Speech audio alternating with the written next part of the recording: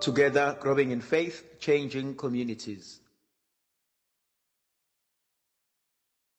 Makadunyiswe uJesu Kristo. Namhlanje ethandwa zami ngifisa sibuke ivangeli lika Johannes isahluko se-16 uvesi oma-29 kuze kuba ama-33.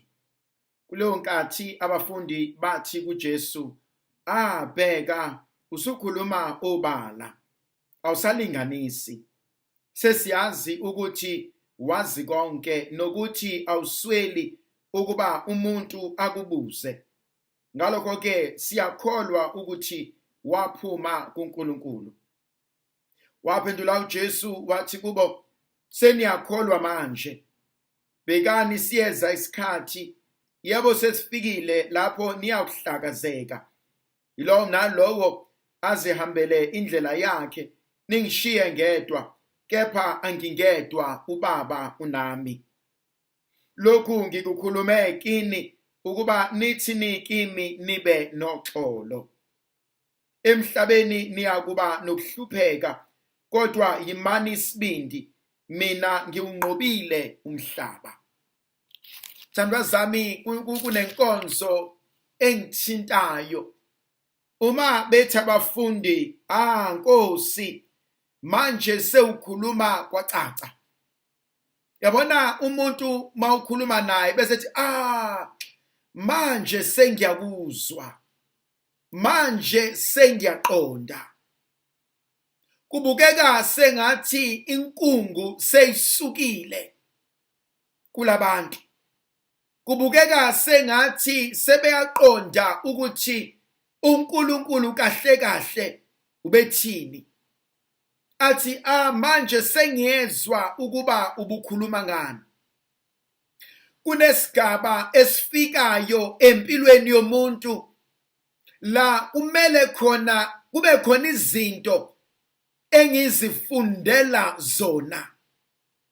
Bangaba khona abantu eduze kwami, bangaba khona abantu empilweni yami, bangaba khona abantu abasikhandlayo ngami. Kodwa kunezinto engimele ukuba ngiziqonde mina uqobo lwami. Kunezinto engimele ngifundiseke zona uqobo lwami. Uma abafundi sebeqonde kahle kamhlophe ukuthi kahle kahle uJesu ungubani empilweni yabo, then bayaziqonda kwabona ukuthi bangubani. Thandwa zami, ngibuka ibalekile lenkonzo. Kungani ngikubuka kubaleke kakhulu lokhu na? Ingoba baningi abantu abazame okuningi. Saphuma sayohlangana nabantu, sayokwenza izinto ngoba nakho sithi sifuna ukujabula. Abanye bethu kunezinto esizenzayo nezenzile.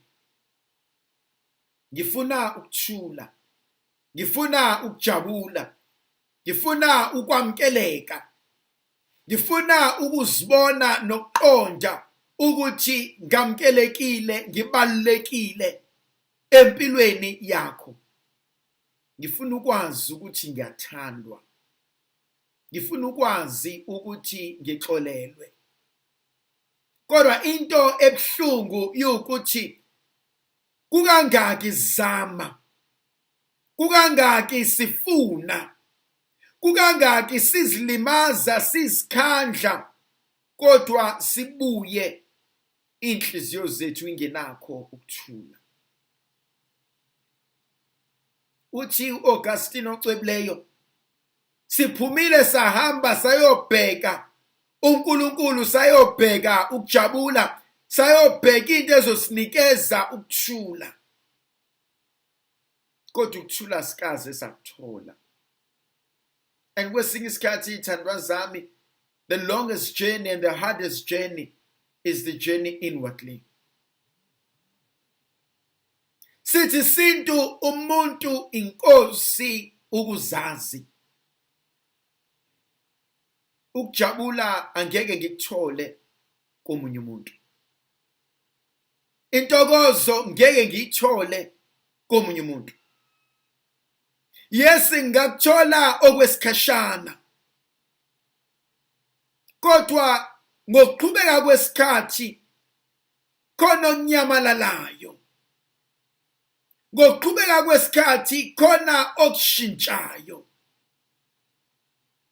uNkulunkulu kuphela okwazi ukusinikeza konke kwaphakade. Uthi uJesu ngiyabonga ukuthi seniyaqonda. Uthi kodwa sofika isikhathi nomzuzu la nizongishiya khona. La nizongibalekela khona.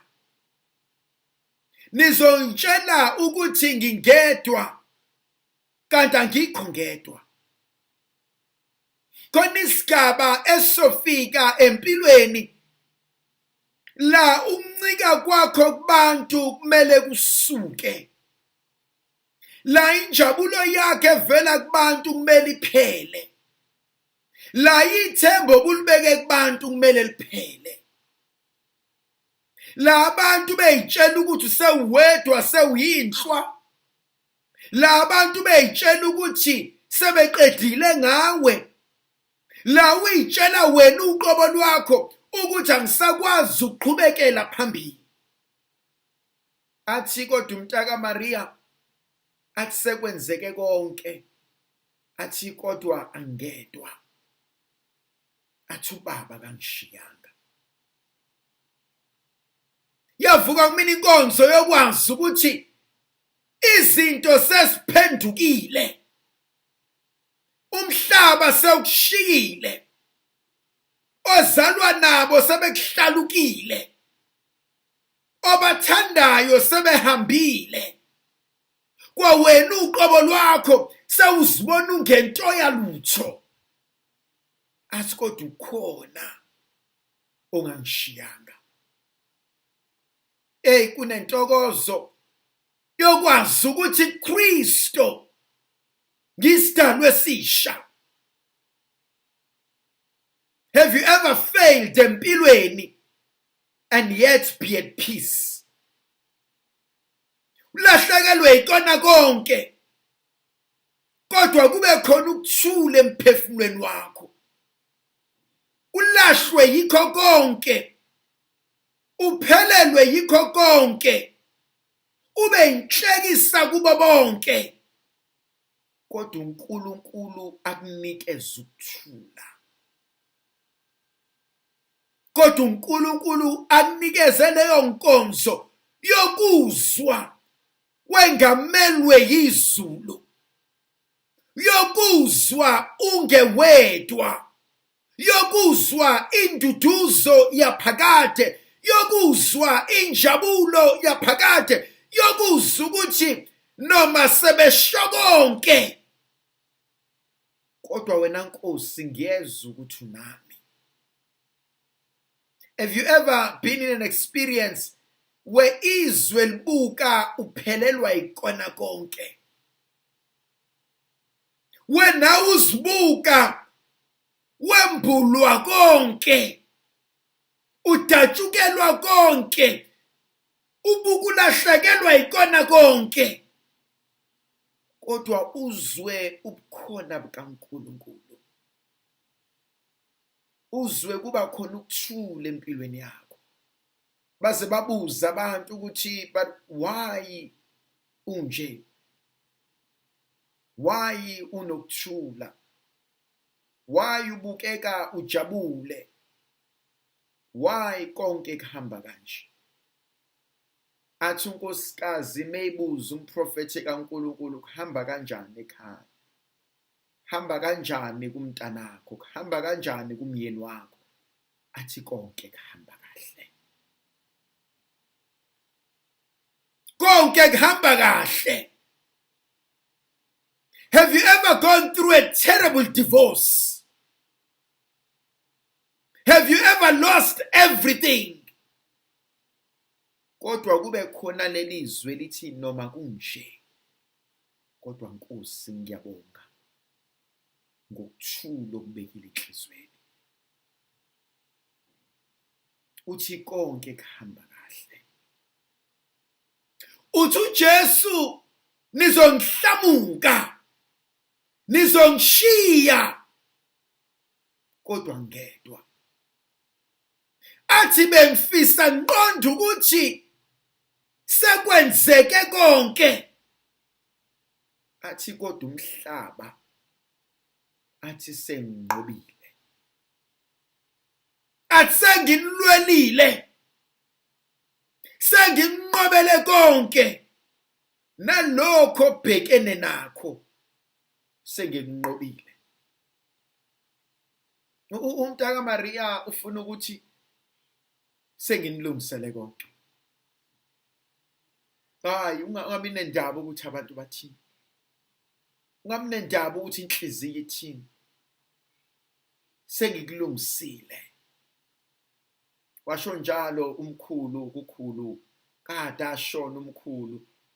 Ukhulume ekhala ngekhaya ukuthi kodwa bhekisisa umuzi sokwenzakalani. Afike umkhulu kukhulu ephusheni. Athi mandadla. Athi sengikulungise konke. Athi sekupheliswe konke. Until today akaze kwenzeke lutho ekhaya. Kwenzeka konke ngapha nangapha. Kodwa lathi lela khehla. Lathi sengikulungisile. Uthi namhlanje umntaka Maria.